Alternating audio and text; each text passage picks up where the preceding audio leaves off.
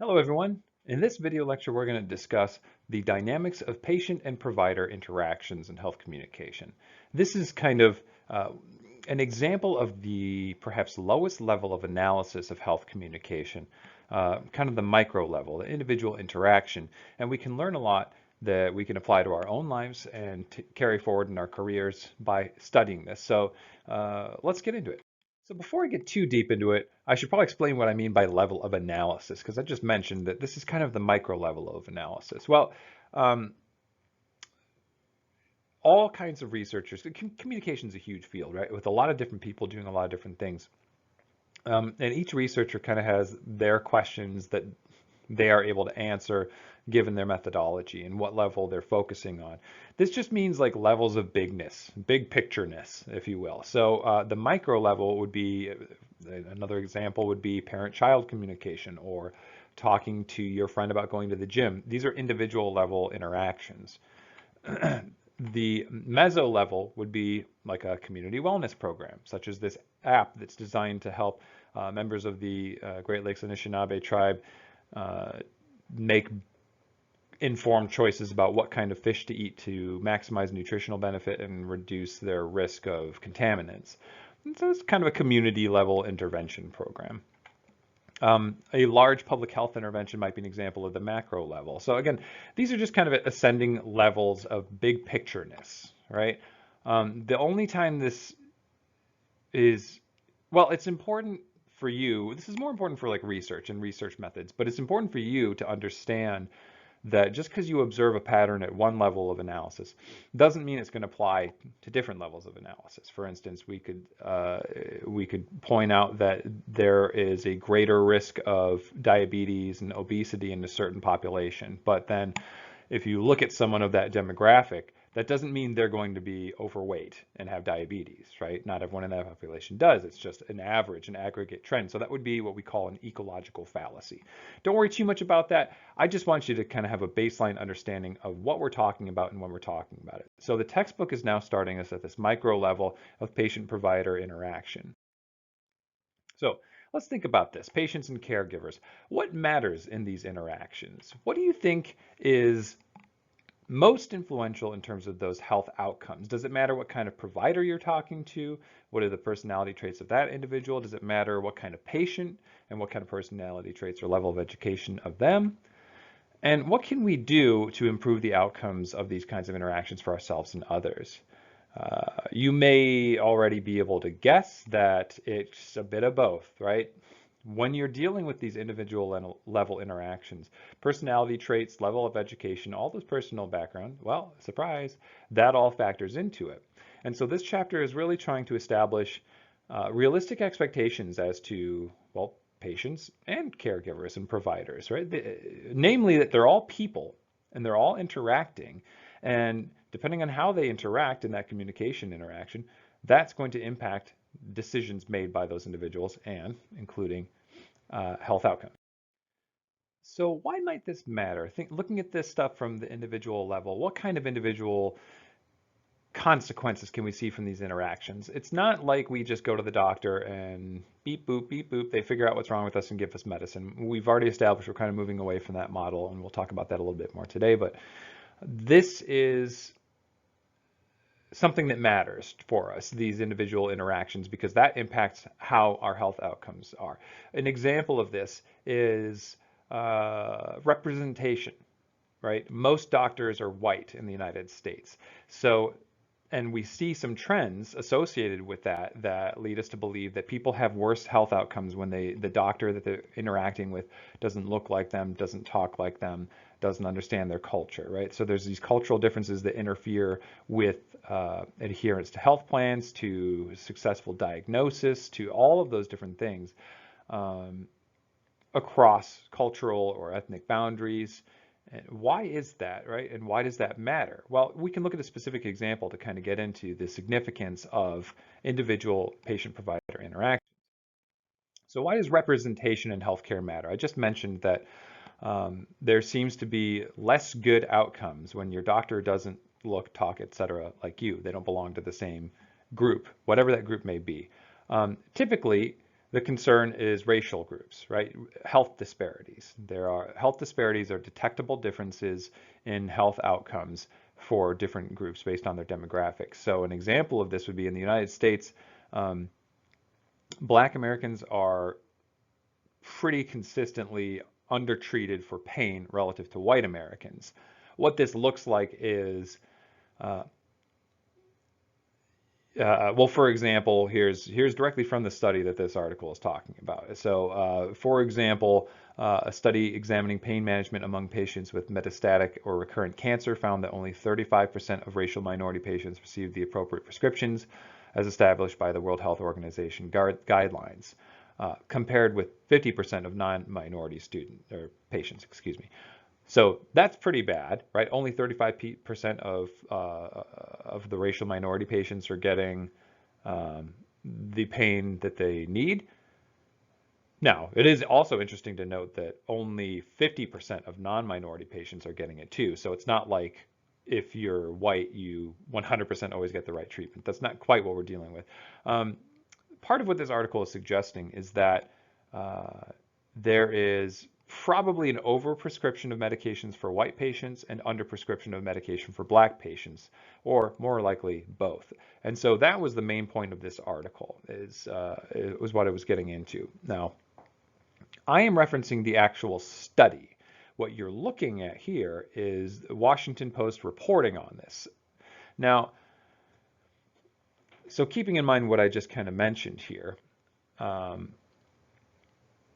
the overprescription of pain medication for whites, the underprescription for blacks, seems to reflect some biases in the doctors. And we're not sure exactly why. And this study is trying to figure that out.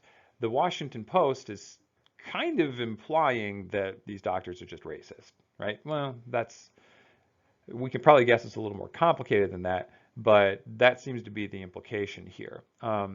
Now, why does that distinction matter? How is this racism? Is it not racism? Well, let's look into that a little bit more, and we can see why it matters because it impacts how we treat the problem and how we achieve our outcomes. Now, the Washington Post does have the decency to mention this article is 6 years old.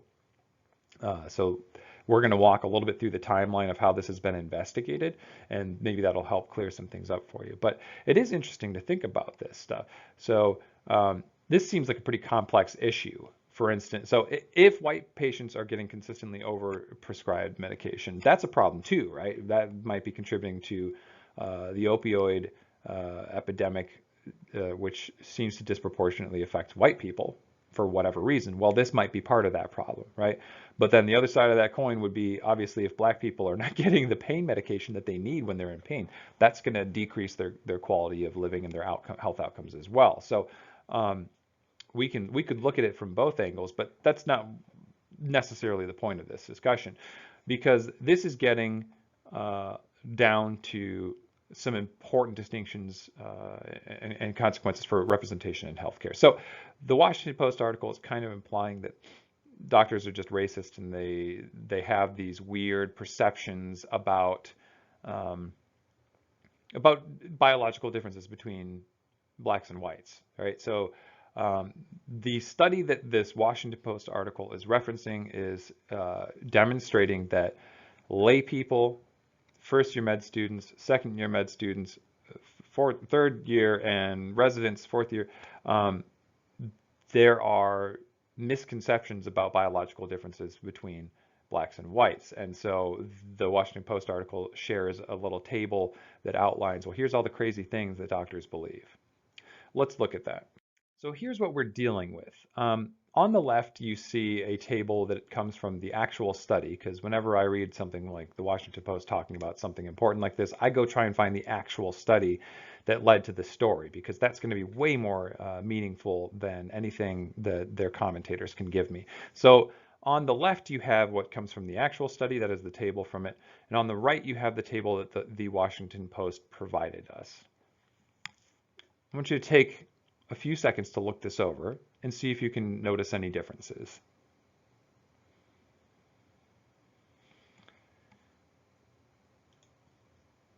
So both are covering a general sample, an online sample, right? And you can see those numbers match up, right? They're not showing necessarily all the statistical things in the Washington Post article, but whatever.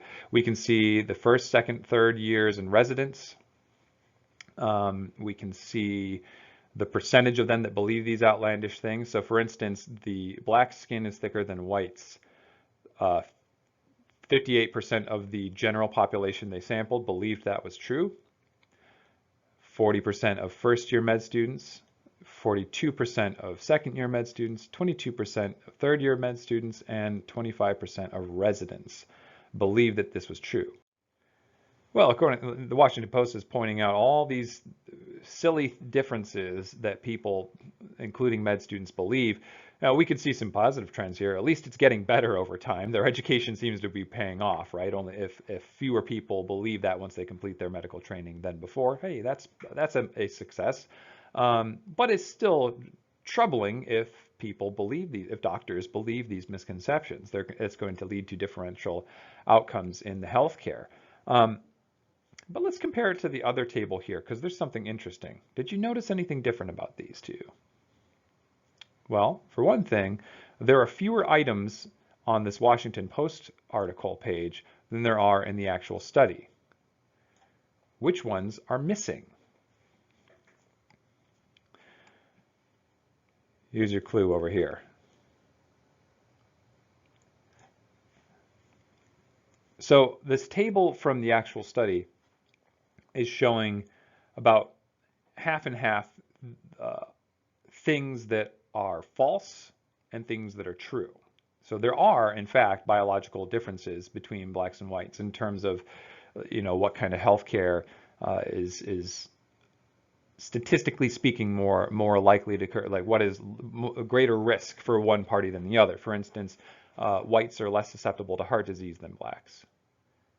All right, this is a statistical trend that we observe. Not sure, not saying anything about why. We don't know why. If that's like some inherent biological difference, we don't know. Blacks have denser, stronger bones than whites. That's apparently true, right? Now, I want you to ask yourself what the effect of the Washington Post showing you only the false things that doctors believe were true, as opposed to this full set of things. What impression does that give you about those doctors and their ability to treat African Americans? Now, let's take a step into the shoes of these medical students looking at a survey. They know they're looking at a list of things that are either true or false. Well, then maybe you're like, oh, wait, is that true? Do black people have thicker skin than white? That sounds crazy, but some of these are true, right? So there's not necessarily... It's designed to test misconceptions, right? Both negative and positively valenced or true or false or whatever. How much does this matter for us? Well, it matters because the way this information gets distilled for the general public, so like through the Washington Post, that influences how we view it, right? That in itself is an act of health communication, and it could create misconceptions about what is actually happening. Now, what is actually happening here, right? Is this racism? Is this something different? And why does that matter? Well, first of all, it does matter because what you see is, for instance, there is a racial bias in pain perception. And what the study did find was that it was associated with these false beliefs. And all of these things kind of are associated with difference in treatment accuracy. Okay, so doctor believes something false. Outcome is mistreatment, right? The inadequate treatment, the misdiagnosis of pain. Now, they also did another investigation, another analysis here, where they determined that this was more strongly associated with racial bias and pain perception rather than these false beliefs. So that's what we call a mediating effect, right? They looked at these false beliefs and like, oh, that seems to be leading to some bad outcomes. But then they did further analysis and saw, well, it's not actually these false beliefs. What it is a racial bias in pain perception.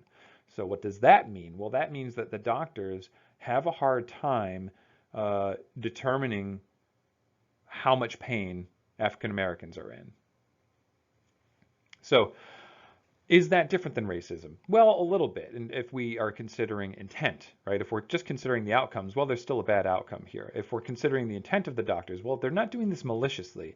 And in fact, the paper goes to say about 3 different times that this is not about like racial stereotypes. Now, again, we can compare this back to the Washington Post article. I know I'm kind of ragging on the Washington Post right now, but this applies to pretty much all journalism. Necessarily, you have to distill technical information like this into a way that the audience can understand, but that makes it all the more important to do so honestly. So again, here is from the paper. It says multiple times that racial attitudes measured both implicitly and explicitly do not predict racial bias and pain perception. It's something distinct. Racial bias and pain perception is distinct from racial attitudes. In other words, it is not likely the result of racist individuals acting in racist ways. To date, then, it is unclear what beliefs account for disparities in pain assessment and treatment.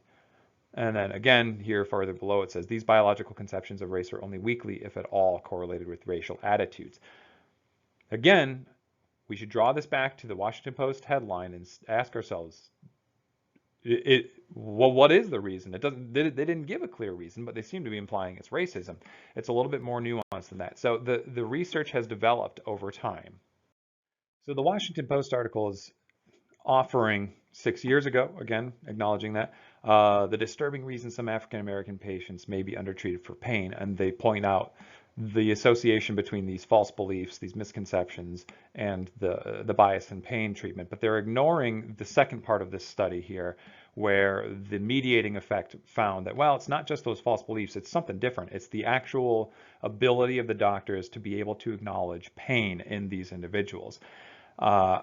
In the 6 years since this study has been done, more people have looked into this, and they are finding that it seems to be more of a cultural group, either favoritism or just an inability to assess pain in different faces, different than their own. And that's consistent with other findings from intercultural communication. So, for example, it has been shown that East Asian individuals have a hard time decoding what we call affect displays. That's an emotional expression on your face.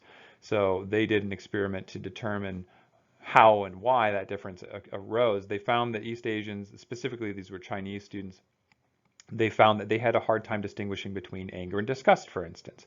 And they found out by using eye tracker software and seeing what part of the face that they were looking at, that the Chinese students compared to British students were looking mostly just at the eyes, whereas Western students look at the whole face, including the mouth, and they use that to decode the affect displays. And so that article was showing that across cultural boundaries, you're going to have difficulty decoding emotions out of someone's face.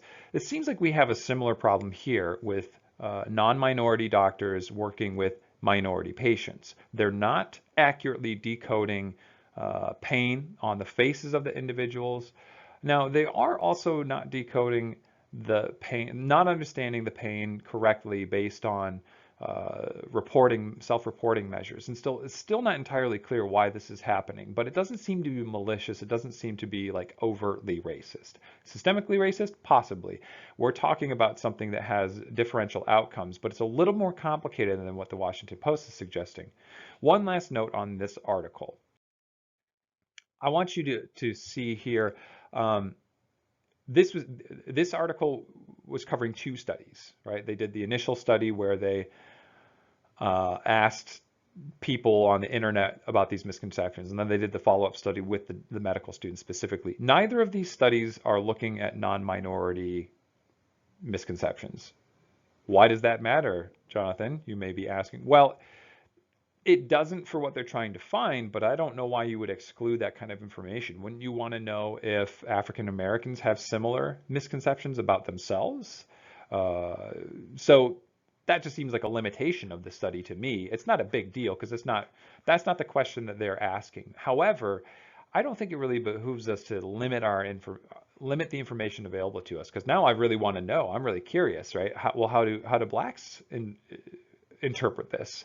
do blacks tend to believe that their skin is thicker than whites? Something like that. Like, how common is this understood in either doctors or the lay population? So I'll see if I can dig up more articles and see if anyone else has looked at those misperceptions or perceptions based on those different groups. But that's enough time spent on that. Let's continue moving along now that we've established the importance of patient-provider interactions, including but not limited to representation in healthcare. Let's move on a little bit and see if we can get a little more empathetic towards both patients and providers.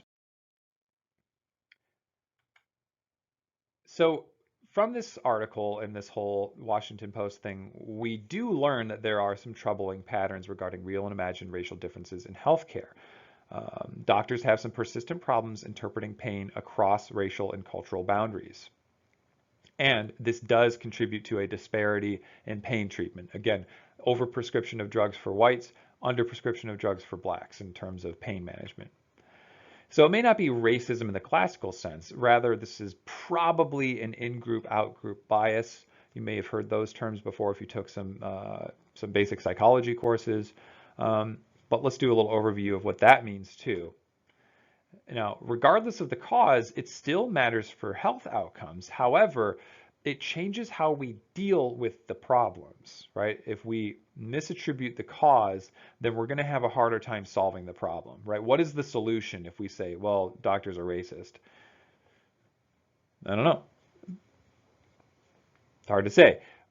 If the solution is, then we might be too focused on like, oh, well, we better teach these doctors about sensitivity, and that's important too, or just like fire the doctors. I don't know. Like, what would your solution be if we decided that this was a racism thing and doctors are just kind of racist? But if we recognize that this is a social group pattern, then maybe there's a little more hope. We can be more targeted in what we want to try to accomplish, which would be specifically increasing representation in healthcare and having more doctors from more different cultural groups to interact with people from those cultural groups to improve outcomes. So again, I think an important step for us right now as health comm scholars and students is to try to improve our understanding of both patients and caregivers. And so here's a practical perspective that the book gives us. And I like this. I think this is worth keeping in mind. We need to try to view both parties in this interaction as reasonable people of goodwill, trying to exchange views with other reasonable people of equally goodwill. So that sounds a little lofty, but rather than, for instance, like that Washington Post article seems to be doing, assuming that doctors are like racist or malicious or something, well, let's recognize that they're going to have their limitations, but they probably got into medicine to help people. Most doctors are not in there to like, mess with people or exercise power over them. And so a little bit of empathy goes a long way. We want to recognize that both patients, even when they're maybe annoying and misinformed, they still are reasonable people of goodwill, and we would assume the same about doctors, right? They're both people. We're all people, and we have our limitations, but we also have a lot of compassion. Now, you can ask yourself how fair that perspective is, and what are the limits of that kind of view, but I think it's pretty reasonable. I mean, it was back in 1983 where we were saying stuff like this, and you can ask yourself how much things have changed since then. We may not have a clear answer to that, but for our purposes, we should probably try to view most people as reasonable people of goodwill. But it does raise the question of what is the role of power in these interactions? And the textbook gives us a couple of different examples. One would be this idea of therapeutic privilege. If you're a doctor, you've got the expertise, the education. Well, you kind of feel like your patient should listen to what you say. That's why they come to the doctor. But there's also challenges with that power dynamic in terms of the patient may not be comfortable speaking up to the doctor. Some reasons for that. Well, there's the cultural reasons as well. Depending on what culture you come from, you may not be comfortable questioning the doctor. So in East Asian cultures, that's not very typical that you would question the doctor and be like, are you sure about that? That would be disrespectful. Those power dynamics are more established.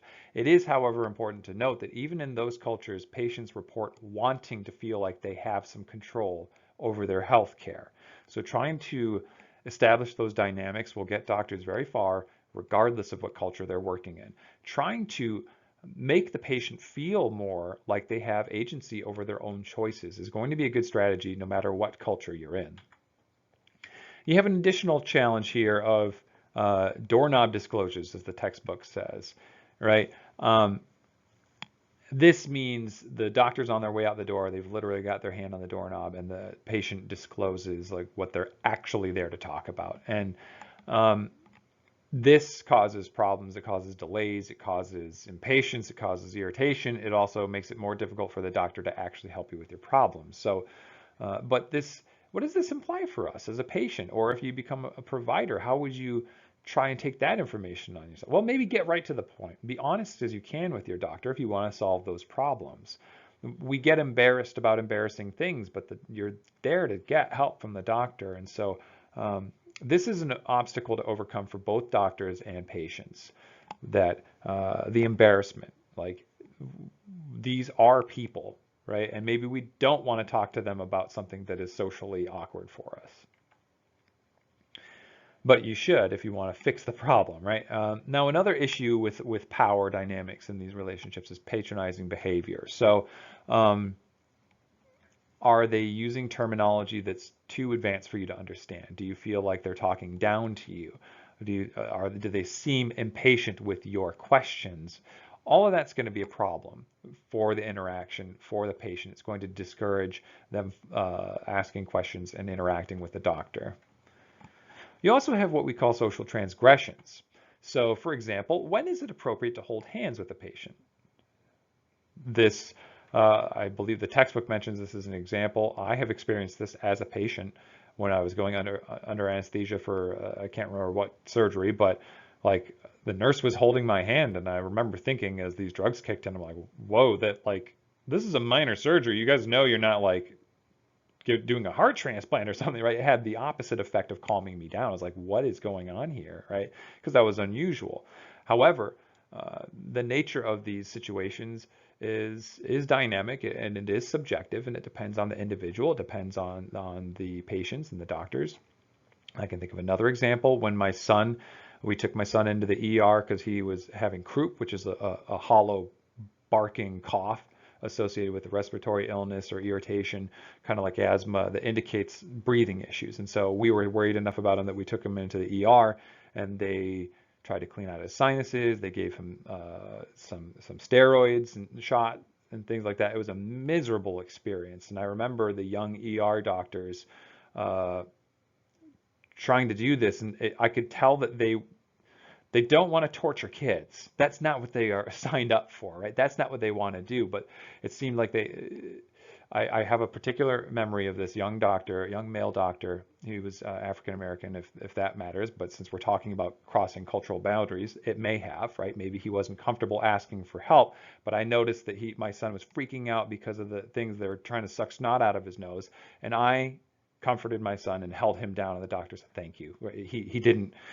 He was getting a little stressed out because my son was stressed out, but like maybe he didn't feel comfortable asking me to restrain my son. So anyway, maybe that's another example. So that was not a transgression. I would have preferred he just ask for help so that I would do that, but maybe he didn't feel comfortable either asking for help or restraining my son or whatever it was. So transgressions, it's hard to say what's going to be a transgression. Again, that could be a cultural difference depending on which group the doctor and the patient are from. Now, why do we fall back on these power dynamics and create these different challenges and problems in healthcare? Well, I think it has to do with the nature of role performance. Remember that people tend to rely on existing schemas and social scripts when they are uncertain about their environment. Uncertainty is a very profound influence on how we behave.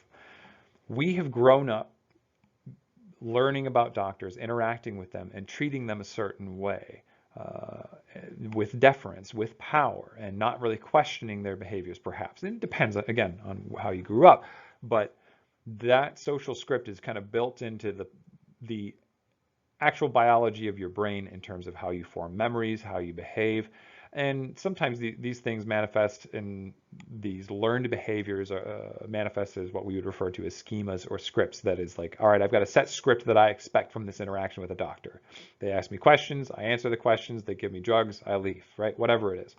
That would be an example of a social script. And we rely on these when we're in greater situations of uncertainty, such as if we're ill and we don't know why, or if we don't know the person, they're a stranger. So think about the implications of that for both sides. Both the patient and the doctor are likely to fall back on those established social roles because they're safe, culturally and personally, but that can interfere with things in the ways we just mentioned. What should we do about that? Well, the book suggests that we have a more collaborative approach. A little empathy goes a long way, as it were, both in terms of thinking about the doctors and the patients. So providers are frustrated by power dynamics too. They report consistently. Doctors consistently report like, I'm frustrated by this. I don't want the patient to just like do what I say. I want them to give me information that I need to help them make better health choices. And so more collaborative communication is becoming the goal of many modern providers. We could go back to the other chapter and argue about whether or not that's incentivized by health insurance or PPOs or HMOs, but at least on the side of the doctors, this seems to be a trend. They are more interested in these kind of collaborative communication, even though the system doesn't always make it easy on them. And so the textbook goes through that list of like different things. You've got pronouncements where the doctor says, take this medication. And then you have offers like, would you like me to get you some samples of Allegra, right? Something like that. And so you're going to see more shifts towards those offers than pronouncements. We could complicate it further if you want, which I'm sure you don't, but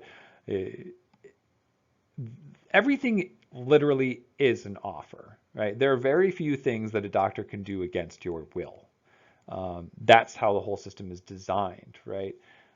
But it doesn't always feel that way. And so anything the doctor can do to make sure that we have, again, some sense of control over our health care and outcomes, that's going to be beneficial.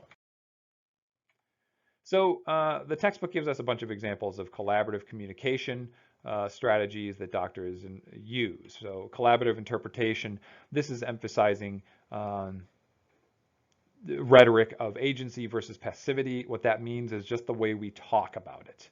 We are talking about healthcare with a patient in terms of what they can do about it, not what I want them to do about it, not what is being done to them.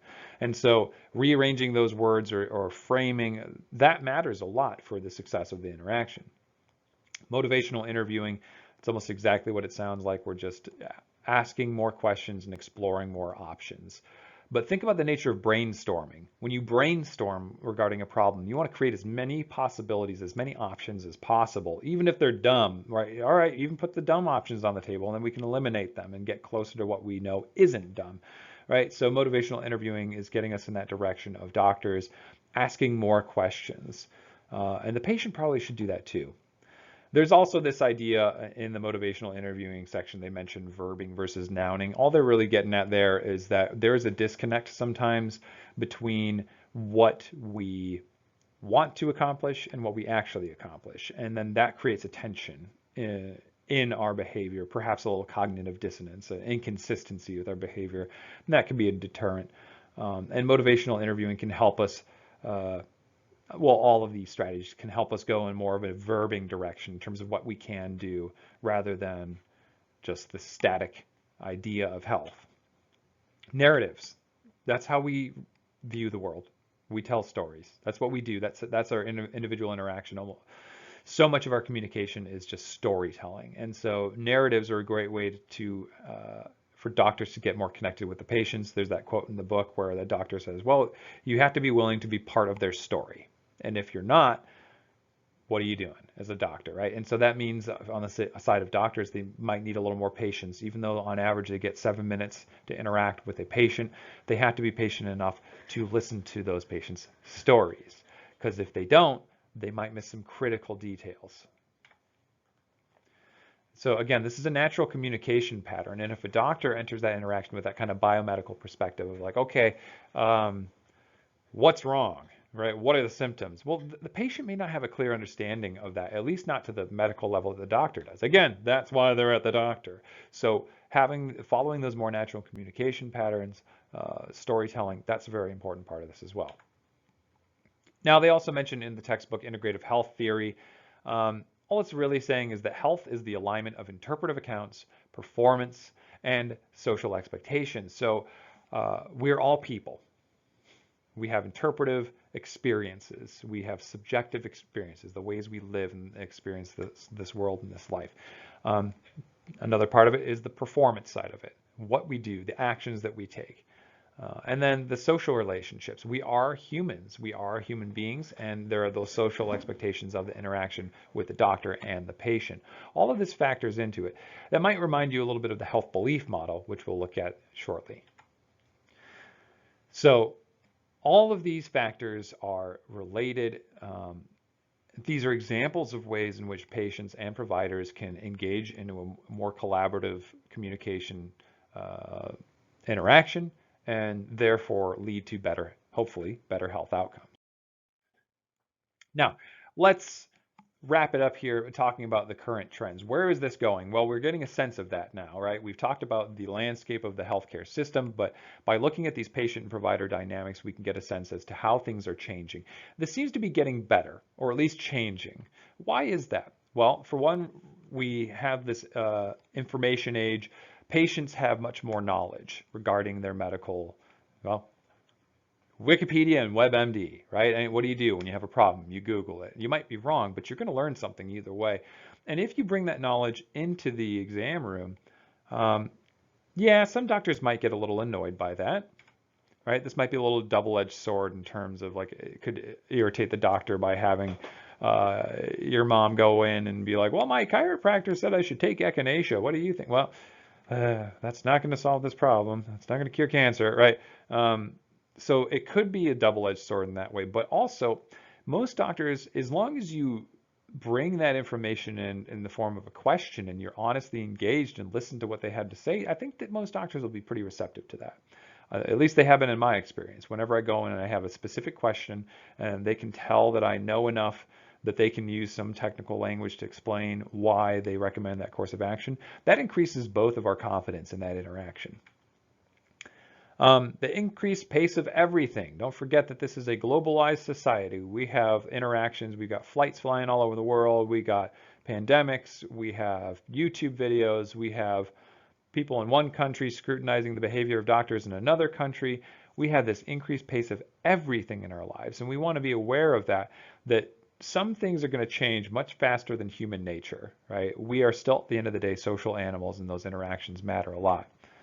We also have this increased focus on quality of life, transitioning from that biomedical fix-it mentality to a long-term quality of life model.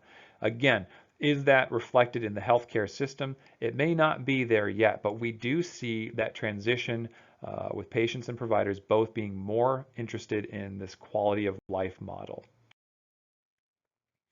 Now, once again, I just wanted to put this up on the screen for you as a wrap up. This is the health belief model, and maybe it makes more sense. This is not the only one out there, don't worry, right? But since we've talked about it before, now you have something else to compare it to. You can see why this matters, right? On an individual level, not just on like a public health level. And so we need to remember all of these external variables, whether they be cues to action, advice from others or medical professionals, whether it is our demographics, as in the case with the pain issues, racial biases and pain perception, and whether or not it's our friends, our peers. All of these things matter for the health interaction. And so I can bring it back to kind of where we began with those, the racial biases and pain perception. Again, what they found in the subsequent 6 years of research, not the same researchers, but other people have taken up that line of research. They continued to investigate the racial bias and perception of pain. And they found that these judgments happen very quickly, and they happen based on our group membership. So by increasing our knowledge on these different aspects of communication, we can get ourselves closer to better outcomes. We can do things, we can focus on the problems, not just in the individual interactions, but also at those higher levels of interaction in terms of striving to increase representation among doctors so that people can find doctors that look and talk like them to improve their health outcomes that way. But in the meantime, on the individual level, we need to work really hard to understand each other and treat each other as human beings. All right, that's enough for now. We'll be digging into this a little bit more, looking specifically at patients and providers on their individual, the individual sides of this relationship and interaction. But for now, that's our introduction to this topic. I hope you found this interesting and useful. See you on the discussion boards.